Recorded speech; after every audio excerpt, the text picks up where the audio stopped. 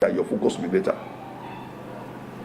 Why? Because Yoga says here that most of the time, what you complain about others, we are more guilty about.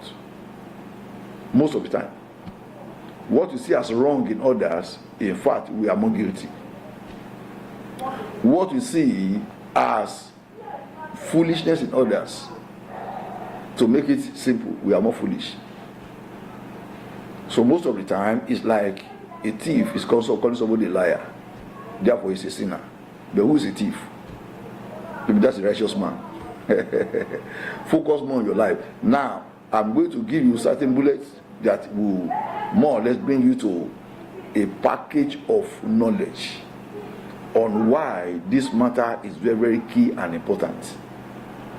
Number one, people's action or reaction will not determine your own result. It is what you do that will determine your result. It is not what other people do that will determine your result. How do I know?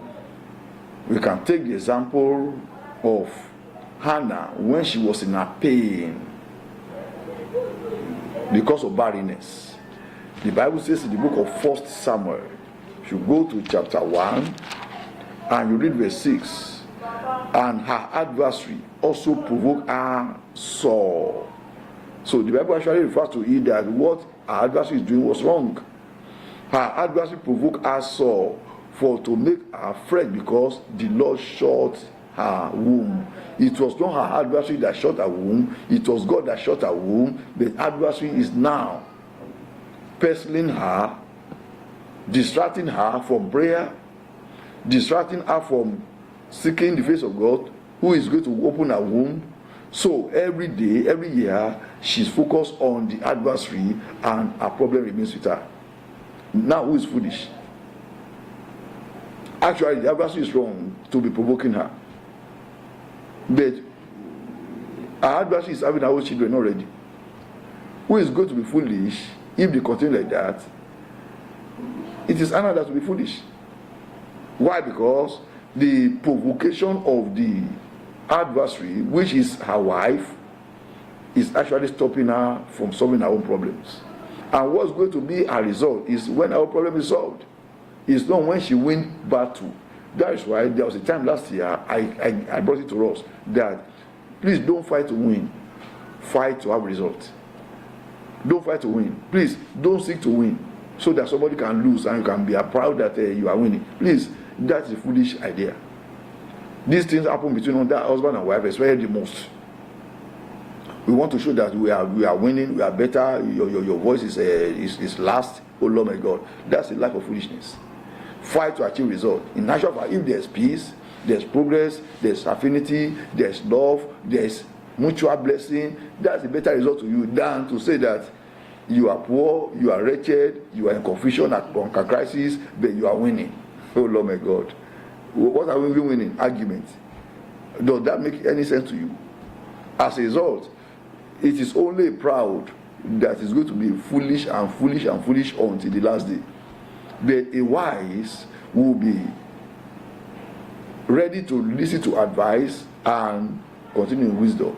According to Proverbs chapter 9, I think verse 12 there, when you rebuke a wise, is wiser. But rebuking a foolish person, the foolishness continues.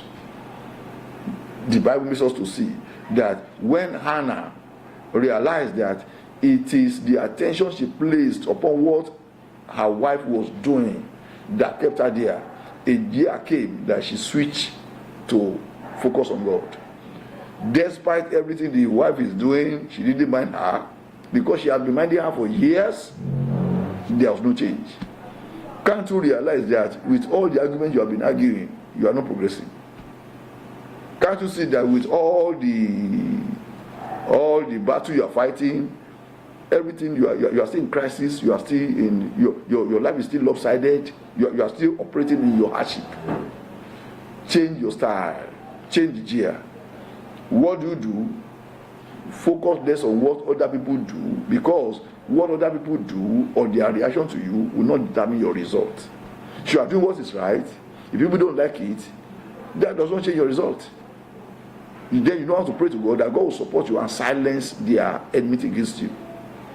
But when you are doing what is wrong, leveraging on the fact that what somebody is doing is wrong, you continue there fighting a battle that will never promote your life and destiny.